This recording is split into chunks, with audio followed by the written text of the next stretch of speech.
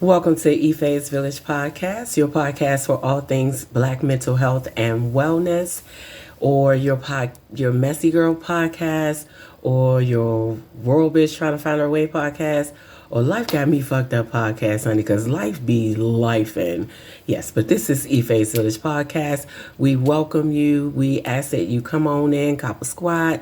Let's chop it up today on a few topics. I might have to break it up into segments because I have three different topics that I wanted to talk about. Number one, we wanted to talk about people pleasing, and what that looks like.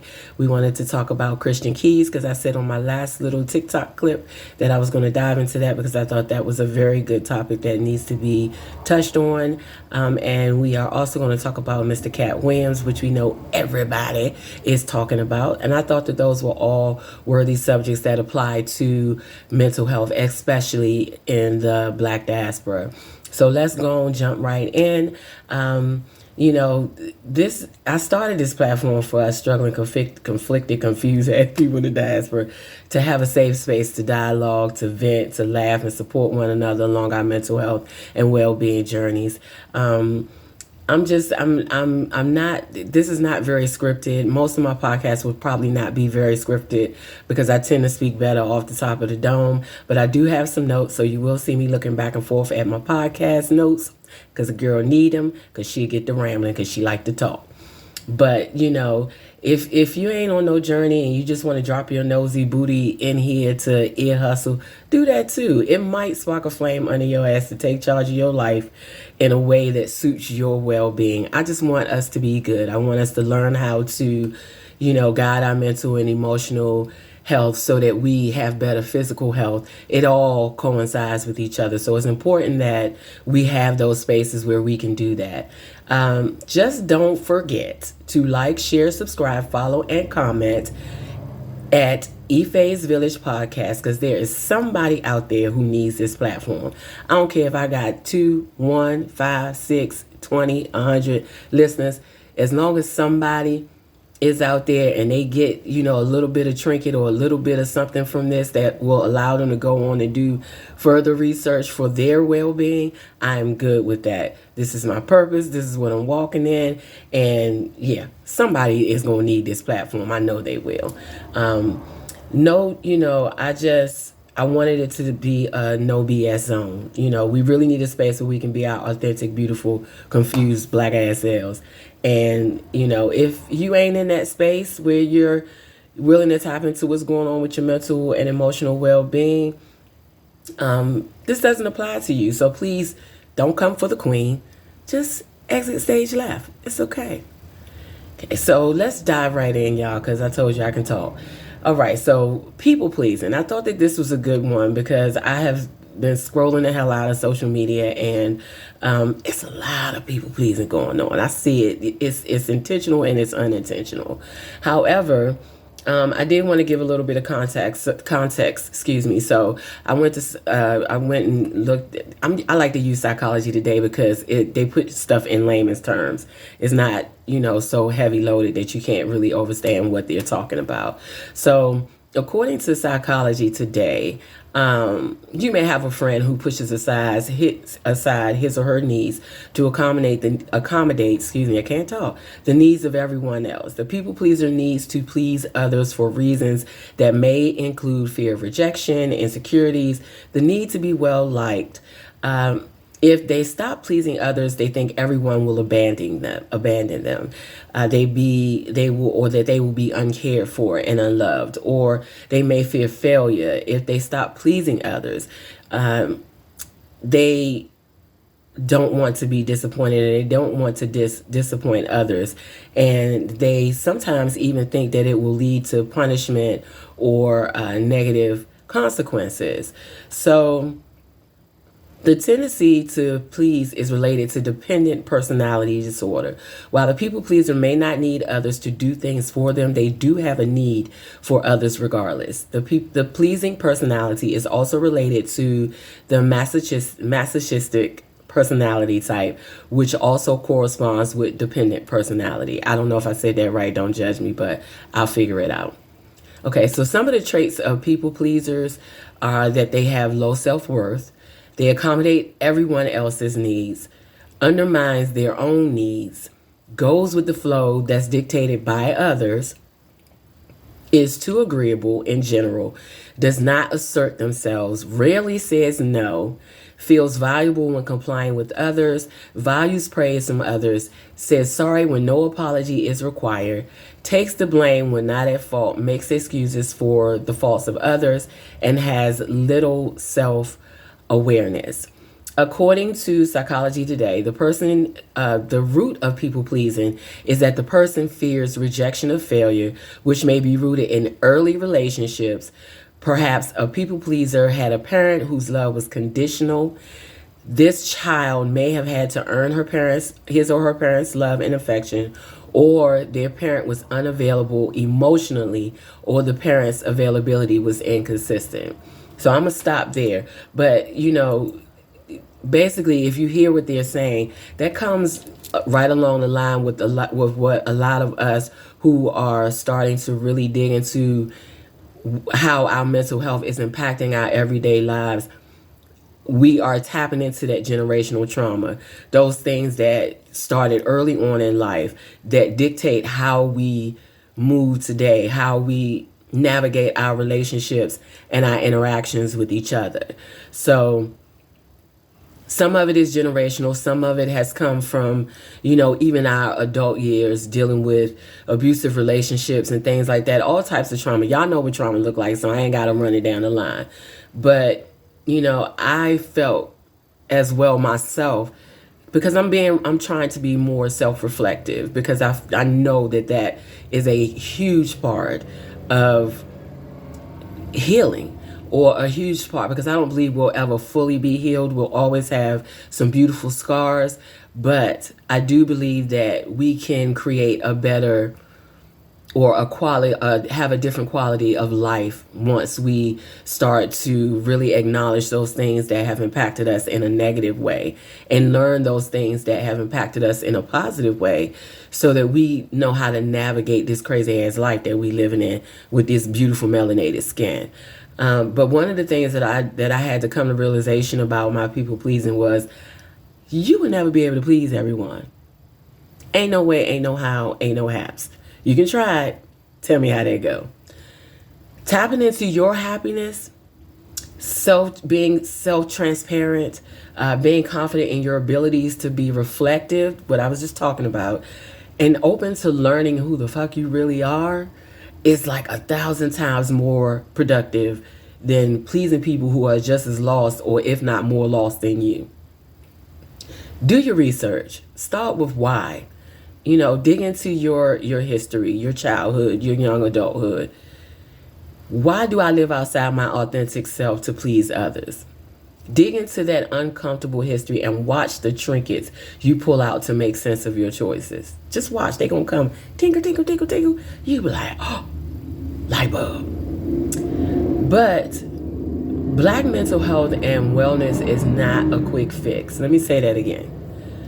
Black mental health and wellness is not a quick fix. We have been fucked over, around, and under historically. And not just by our oppressors, but amongst ourselves as well. It will be a lifelong journey to unpack, but it will also have blissful moments along the way as well. I promise you. I started to experience them already. Excuse me, y'all. I'm a little congested today, so don't me talk about your girl, but I am. It's cold as hell. If nothing else, think about the tension you were releasing your body from just speaking your truth. I'm going to say this word, somatic. S-O-M-A-T-I-C, somatic responses and healing. Look it up, lovelies. It's going to save your life. Excuse me, I'm so sorry I did that. One example of somatic responses as it relates to mental health. As soon as I get mad, right? As soon as I get mad, my chest feels like a herd of elephants are sitting on it. And the back pain when I'm stressed will make King Kong cry, y'all. Like my back hurts. It's not a joke. It's not a joke. And I had to start paying attention to when my body was doing that. And it is normally when I am under direct stress. I do have anxiety disorder. I do have depression disorder. I do have PTSD. Those are all diagnoses, but I'm getting ready to start labeling them something else because I look at them as gifts now. It's all about perception. However, it hurts. And I've developed this condition called angina. Some people say angina, some people say angina, but it's spelled Angina. You can look it up. I'm not going to go into too much details because I ain't got much time to be here with y'all today. But it hurts. So when my body is under stress, when I'm under stress, my body goes into a mode of, anybody's body does it. Your blood pressure raises, right? That causes the blood to rush. When the blood starts rushing, it fucks with your blood vessels. When those blood vessels are fucked with, I start to feel like I have an elephant on my chest, literally. And sometimes I can reverse it with breathing techniques, and sometimes I cannot. So it just depends. I've ended up in the hospital probably twice behind it, but I ain't going back there again because I don't trust hospitals. Not telling you not to. I just don't. Have not had any good experiences. So I'm learning how to heal the body through ancestral knowledge and nature. That's where I'm at. That's my journey. I'm not saying it has to be yours, but that's where I'm at. But people pleasing is exhausting. It's exhausting. It takes up so much of your time and so much space in your head. It is ridiculous. So I say, let people figure their shit out and you get your little beautiful ass somewhere and be pleasing to yourself.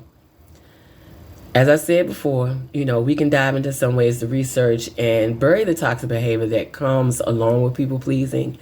But there's a lot of us out there that do it. Excuse me. And a lot of it has to do with our history as a diaspora. And I'm going to leave that one there. But yeah, do some research. And if y'all want to sit down and talk about it, we can do it. We can do it. I'll do a live, whatever, but we can talk about it. People pleasing, we coming for you, bitch. We coming for you. You are taking up too much wellness space and you got to go. Okay? Bye. All right. So let's see. We're going to dive into the next topic, okay? So, Black men's mental health. This is a tricky one, but it's a necessary one. I see a lot more people indulging in this topic. I'm proud of our brothers who are really putting up resources, creating spaces for our brothers to be able to tackle some of the shit that they have to deal with because life ain't easy for them either. What's that saying? Life ain't been no crystal stair, honey. I don't even know if I said that right, but you know what I'm saying. Okay, so let's start. Let's get into it. Ooh, child, it's a lot to unpack there, but we're not going to unpack all that here. We're going to try to, keep this easy peasy. So, as I said earlier, I promised that we would talk about Christian keys and then tap into, some of the other outings on social media going on with our brothers. Because, baby, Katt Williams showed up and showed out on Shay Shay's podcast. Good Lord. He showed up and showed out. He did. I watched the whole thing, and my brother had some shit he needed to get off his chest. And he got it off. He said what he needed to say. And he was not apologetic about it, as he should not be, because if it's his truth, speak your truth. But we can come back to that later. As promised, I wanted to touch on Christian Keys, actor, writer, creator, and producer. Christian Keys shared a few weeks back that he had endured inappropriate sexual behavior toward him throughout his career by men and women, right? Black Diaspora, do you know the history of Black men's bodies being exploited? I mean, I know you know a lot about what Black women endure, but do you know the history behind Black men's bodies being exploited monetized, brutalized, and sexualized. This is why we have to stop beating our brothers up when they want to share their truth. We have to stop doing it. It's so unhealthy. What Christian Keys and so many other black brothers have experienced is triggering. There is some trauma passed down in our DNA. Research how trauma is passed down in our DNA for a better understanding. And let me know if you want to do a discussion on this, because we can do that too. But why, though, is this continuing to be a taboo subject in the black community when we know this shit has been going on inside our families and from outside predators as well? Why do we act like it's not a reality? These lies and secrets are so toxic, and they're going to fester and spill out whether we want it to or not, as we've seen so much recently on social media. Christian is percolating, honey. His coffee pot is boiling over because it is fucking with his well-being, and he understands that he does not, he understands that if he does not share his truths, he is going to lose his shit and change the trajectory of his life for forever. We have to let our brothers talk about their experiences if we expect them to thrive. They need to be able to process their emotions and feelings to grow, y'all. We got to stop ignoring the fact that they need to be able to do that. I know some of the men in our lives have been complete assholes, and they have. But trust me when I say it does not come from nowhere. In my experience, black men do not feel safe or supported in sharing their truth, especially sexual abuse, physical abuse, and emotional and mental abuse. I ain't lying. They have a hard time talking about the smallest things. Imagine how hard it is for them to talk about those things, because society has made them to believe that they have to wear Superman cape all the time. They cannot be vulnerable. But it's incorrect, and it's self-defeating. And we as mothers, daughters, sisters, we have to start supporting them way more than we are supporting them now. And if you already are, please, again, don't take offense. That was not for you. It's for those of us that need to work on doing a better job at it. I could not, and then I could believe how many people made Christians share about them. They turned it into a them fest. Some of the comments, like they was talking about, why you leaving us hanging, and you should have said something years ago. And that was some of the nicest stuff that they said. But here's the kicker, y'all. It was us, the Black Diaspora, tearing this man a new asshole instead of supporting him. I had to take a beat and say, self, Jim Crow, the years of terroristic prowess over black lives have worked. We have been brainwashed. We've been bamboozled. For some of us, our authentic self has been tainted so deeply by intentional oppression and generational trauma that we cannot even support one another. And that makes me sad. Makes me mad, makes me sad. Without making it about self, get back to it, Ife. See, I tend to do that sometimes. I want to say, Christian and all my black brothers who have been violated physically, mentally, and emotionally, you have the right to acknowledge your trauma and experiences. You have the right to hold those responsible persons accountable. You have the right to seek help when processing your experience. And you have the right to feel whatever you need to feel. It is a part of your healing journey. You have the right to verbalize your feelings. And it is our responsibility as your community to support you in whatever way we can. I said it. If you don't like it, then it ain't for you. Okay, don't forget to follow Ife's Village Podcast. Hit that like, share, and subscribe and comment button. Let's build our village so we can have more of these conversations, okay? Okay, last but not least, we almost done, y'all. I'm going to keep this brief. And it probably would have been longer, but I ain't had nobody to converse with today. So, I'm going to keep it brief. As brief as I can. Okay, so Katt Williams, let's talk about this brother. Katt Williams is a brilliant brother. He has blown the internet up again, constantly reminding motherfuckers that he ain't to be fucked with, okay? He is a smart businessman. He is an intellectual, a noted genius, a scholar, a truth teller, and gifted comedian. We can't take that away from that man. We can't, because that's who he is. Here's the question I asked, though. Why didn't Katt Williams feel safe or compelled to address some of these issues one-to-one instead of on social media, specifically the issues with the brothers and sisters? So this is where it's conflicting for me. And, I want to hear your feedback. I believe secrets in our community about wrongdoing is toxic and lead to unhealthy behaviors that often perpetrate early demises of our people. Yeah, that shit takes us out in a myriad of ways. Suicide being at the top of the list for black men.